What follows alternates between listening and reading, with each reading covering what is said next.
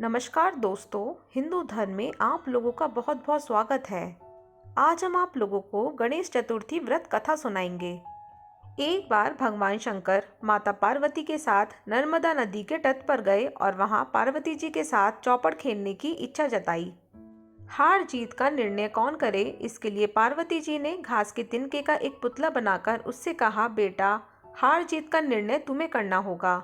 संयोग से 3 बार लगातार पार्वती जी ही जीती, लेकिन जब निर्णय सुनाने की बारी आई तो बालक ने भगवान शंकर को विजयी बताया। इससे क्रुद्ध होकर माता पार्वती ने उसे एक पैर से लंगड़ा होने और कीचड़ में रहने का श्राप दे दिया।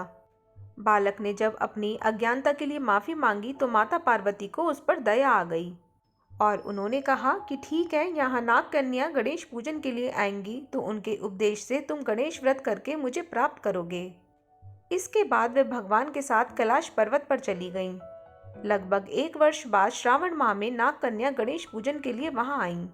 नाग कन्याओं ने गणेश व्रत करने की विधि उस बालक को भी बताई और उसने भी 12 दिनों तक गणेश जी का व्रत किया। गणेश जी उस बालक के व्रत से प्रसन्न हुए और उसे मनवांछित फल मांगने के लिए कहा। बालक ने कहा कि भगवान, मेरे पैरों में इतनी शक्ति दे दो कि मैं खुद से चलकर कैलाश पर्वत पर अपने माता पिता के पास जा सकूं। भगवान गणेश जी ने बालक की इच्छा पूरी कर दी, जिससे बालक कैलाश पर्वत पर भगवान शंकर के पास जा पहुंचा। जब भगवान ने उससे पूछा कि वह यहाँ तक कैसे आया तो उसने गणेश व्रत की महिमा बता डाली। नर्मदा नदी के तट पर हुई घटना के बाद से ही माता पार्वती भी भगवान शंकर से अप्रसन्न चल रही थीं। इसलिए भगवान शंकर ने गणेश व्रत किया तो माता पार्वती भागी भागी उनके पास आईं और पूछा कि आपने ऐसा क्या किया है जो मैं आपके पास भागी भागी चली आई।